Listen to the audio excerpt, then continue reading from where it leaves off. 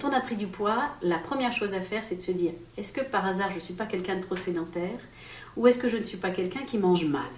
Alors la sédentarité, ça va, on s'en rend compte, je ne marche pas assez, je suis tout le temps dans ma voiture, je suis tout le temps chez moi et je ne me dépense pas. Bon, on a vite fait le diagnostic et il faut également trouver la solution.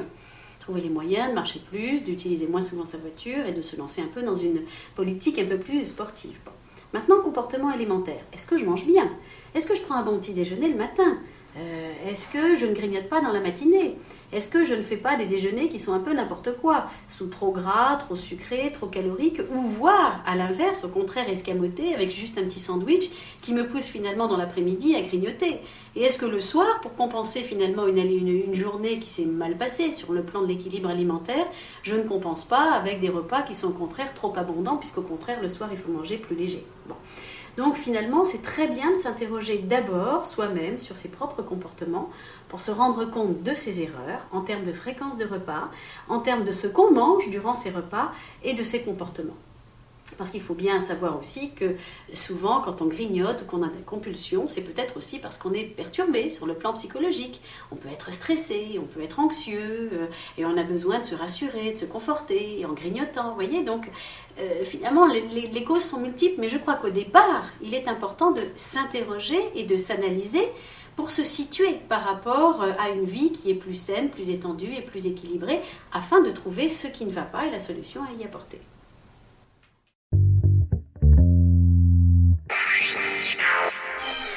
Alors, concernant l'objectif de perte de poids, d'abord c'est toujours important de se fixer un objectif, parce qu'on a quelque chose à atteindre et c'est très motivant. Maintenant, il y a objectif et objectif. Il y a des objectifs déraisonnables. Quand on veut retrouver son poids de jeune fille quand on avait 18 ans ou de jeune homme quand on avait 18 ans, c'est pas tout à fait raisonnable parce qu'il faut accepter le fait que durant la vie, il est tout à fait légitime de prendre quelques kilos. Il faut les accepter quand ils sont raisonnables. Prendre 5 ou 6 kilos entre l'âge de 18 ans et l'âge de 50 ans, il n'y a pas de quoi s'inquiéter. Bon. En revanche, une prise de poids beaucoup plus importante et sur un laps de temps plus court, là oui, effectivement, il faut se dire, c'est pas tout à fait normal, il faut que je fasse quelque chose pour maigrir. Donc ne pas essayer à tout craint de retrouver son poids de jeunesse. Il faut aussi accepter que le temps soit passé par là et se fixer donc un poids de forme dans lequel on va se sentir bien. Et j'insiste bien sur cette notion. Il faut qu'on se sente bien dans le poids que l'on veut atteindre. Cette notion de confort est très importante.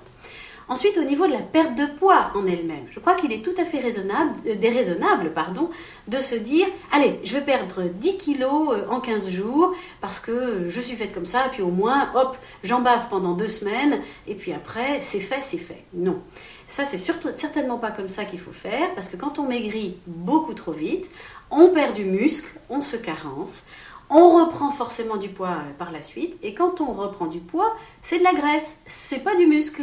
Donc finalement, moi je vois beaucoup de personnes qui ont suivi des régimes toute leur vie. Ça a chaque fois été un échec parce qu'elles ont vécu le yo-yo. Et au bout du compte, eh bien, elles ont un corps qui est trop chargé en graisse et qui a perdu beaucoup de muscles. Donc en fait, un bon objectif de poids, c'est de se dire, bon ben voilà, moi, par mois, je me fixe comme objectif de perdre 1 ou 2 kilos au grand maximum. Mais qui va piano, va sano, et ça s'applique très très bien au régime hypocalorique. Il faut maigrir lentement, mais sûrement. Et on se fixe donc des pertes de poids, mais qui sont sur un mois, de mois en mois. Voilà. Et à la fin du mois, on se dit, tiens, est-ce que j'ai réussi mon objectif? Chouette, j'ai perdu 1 kilo, c'est bon, eh bien j'attaque maintenant le mois suivant. Et quand tout ceci s'échelonne sur une année, on s'aperçoit qu'au bout d'une année, on a perdu 10-12 kilos. Et là, on sent vraiment la différence. Donc voilà, se fixer un objectif de perte de poids raisonnable, allant vers vraiment le confort, le poids de confort dans lequel on se sent bien, et se dire que par mois, on va perdre 1 à 2 kilos et ce sera très bien. Pas plus parce qu'on attaque les muscles.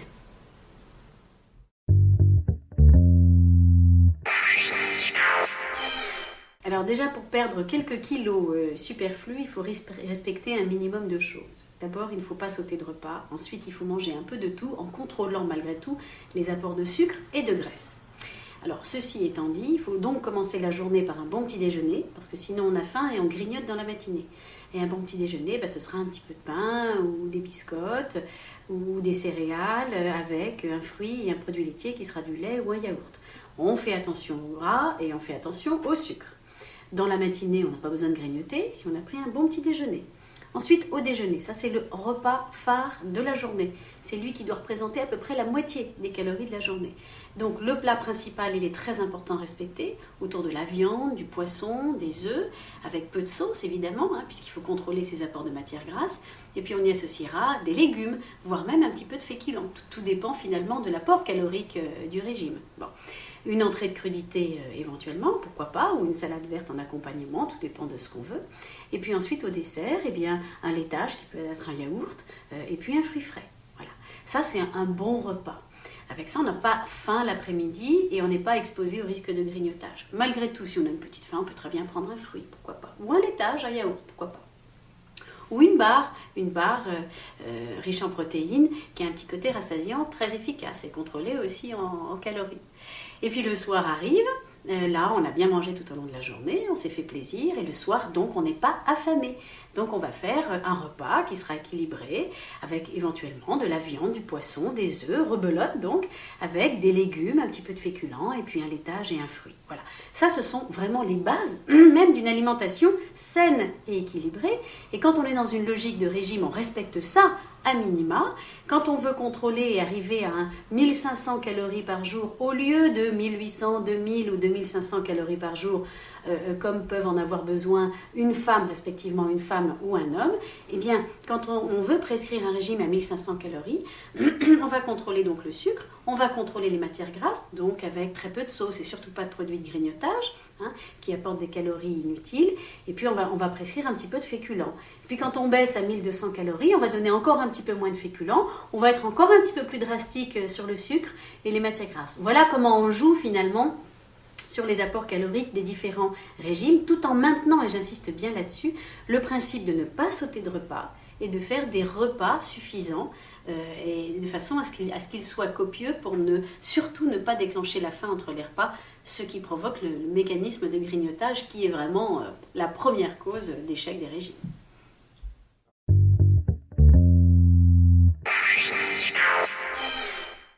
Quand on s'inscrit dans une politique d'amaigrissement, c'est très important d'être encadré. Pourquoi ? Parce que d'abord, pour beaucoup de personnes, ça peut être ressenti comme malgré tout un effort, voire même une certaine frustration. C'est pas évident d'avoir à contrôler en permanence des choses, surtout qu'on sait bien que tout le monde aime manger, malgré tout on est attiré par le gras, par le sucré, malheureusement c'est bon, donc il y a forcément un effort à faire. Et ça peut être mal vécu, surtout chez les gens qui sont très gourmands ou qui avaient l'habitude de beaucoup manger et de ne jamais faire attention à ce qu'ils devaient manger. Tout d'un coup ils le ressentent relativement mal et ça peut être ressenti comme une frustration. Par ailleurs, il y a également beaucoup de tentations qui font qu'on peut vous détourner finalement du droit chemin. La tentation, par exemple, le matin, de partir très rapidement au boulot et de sauter le petit déjeuner. La tentation sur le travail, qu'un collaborateur vous propose des chocolats, et voilà, vous avez faim, vous avez envie de grignoter, et hop, vous y tombez. La tentation à midi de ne pas faire un repas équilibré comme on le recommande, avec une entrée, avec des légumes, avec un plat sans sauce, pas trop de frites si possible, le moins souvent possible, puis de pas terminer avec un dessert sucré.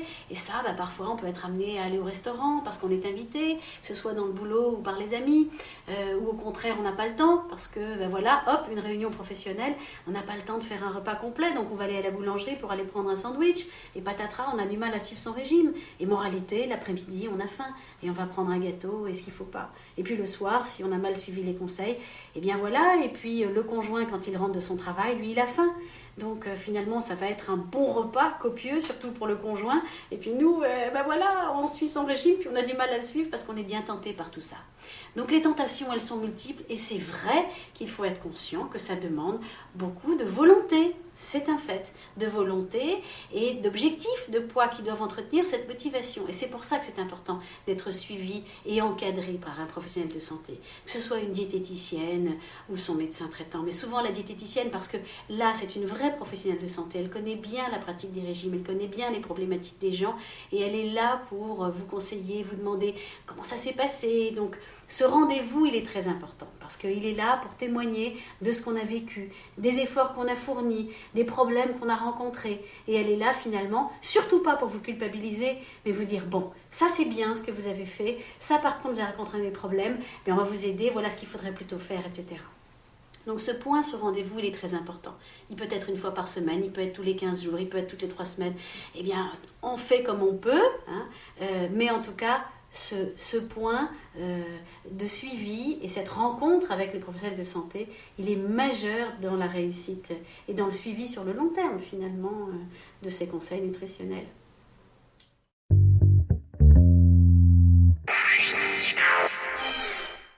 Quand on s'inscrit dans une politique d'amaigrissement, c'est très important d'être encadré. Pourquoi ? Parce que d'abord, pour beaucoup de personnes, ça peut être ressenti comme malgré tout un effort, voire même une certaine frustration. C'est pas évident d'avoir à contrôler en permanence des choses, surtout qu'on sait bien que tout le monde aime manger, malgré tout on est attiré par le gras, par le sucré, malheureusement c'est bon, donc il y a forcément un effort à faire. Et ça peut être mal vécu, surtout chez les gens qui sont très gourmands ou qui avaient l'habitude de beaucoup manger et de ne jamais faire attention à ce qu'ils devaient manger. Tout d'un coup ils le ressentent relativement mal et ça peut être ressenti comme une frustration. Par ailleurs, il y a également beaucoup de tentations qui font qu'on peut vous détourner finalement du droit chemin. La tentation, par exemple, le matin de partir très rapidement au boulot et de sauter le petit déjeuner. La tentation sur le travail, qu'un collaborateur vous propose des chocolats et voilà, vous avez faim, vous avez envie de grignoter et hop, vous y tombez.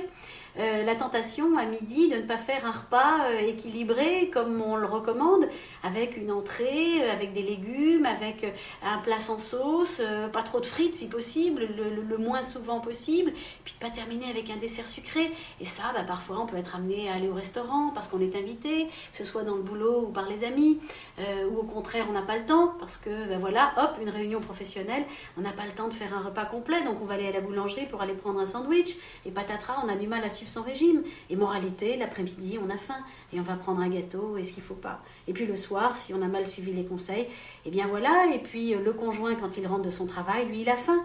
Donc finalement, ça va être un bon repas copieux, surtout pour le conjoint. Et puis nous, voilà, on suit son régime, puis on a du mal à le suivre parce qu'on est bien tenté par tout ça. Donc les tentations, elles sont multiples et c'est vrai qu'il faut être conscient que ça demande beaucoup de volonté. C'est un fait, de volonté et d'objectifs de poids qui doivent entretenir cette motivation. Et c'est pour ça que c'est important d'être suivi et encadré par un professionnel de santé. Que ce soit une diététicienne ou son médecin traitant. Mais souvent la diététicienne, parce que là, c'est une vraie professionnelle de santé. Elle connaît bien la pratique des régimes, elle connaît bien les problématiques des gens. Et elle est là pour vous conseiller, vous demander comment ça s'est passé. Donc ce rendez-vous, il est très important. Parce qu'il est là pour témoigner de ce qu'on a vécu, des efforts qu'on a fournis, des problèmes qu'on a rencontrés. Et elle est là finalement, surtout pas pour vous culpabiliser, mais vous dire, bon, ça c'est bien ce que vous avez fait, ça par contre j'ai rencontré des problèmes, mais on va vous aider, voilà ce qu'il faudrait plutôt faire, etc. Donc ce point, ce rendez-vous, il est très important. Il peut être une fois par semaine, il peut être tous les 15 jours, il peut être toutes les 3 semaines. Eh bien, on fait comme on peut, mais en tout cas, ce point de suivi et cette rencontre avec les professionnels de santé, il est majeur dans la réussite et dans le suivi sur le long terme finalement de ces conseils nutritionnels.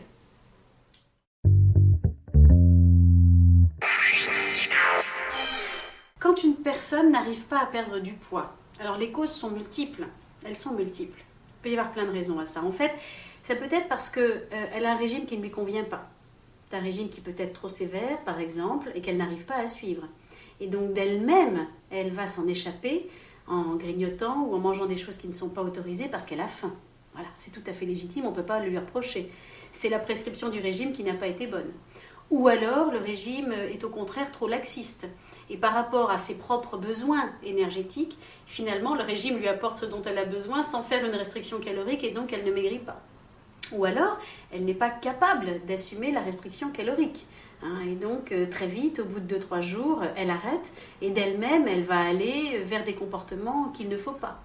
Ou alors, elle est totalement sédentaire Et la restriction calorique n'est pas suffisante finalement pour qu'il y ait perte de poids. Il faudrait qu'il y ait une activité physique suffisante et régulière pour accompagner la prescription nutritionnelle.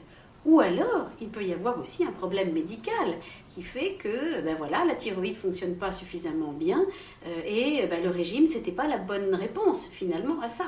Ou alors, il y a une prise de médicaments qui fait que ça contrecarre l'effet du régime et la personne n'arrive pas à maigrir. C'est aussi pour ça que quand on est confronté justement à des situations qui ne vont pas comme elles devraient aller, il ne faut pas hésiter dans ces conditions à aller voir un médecin parce qu'il peut y avoir d'autres situations qui expliquent la résistance finalement à l'amaigrissement. Donc plutôt que de s'acharner, pas hésiter à aller voir un professionnel de santé, son médecin traitant ou un médecin nutritionniste, bref, à qui on parlera de cette résistance à l'amaigrissement et qui essaiera d'en comprendre les causes.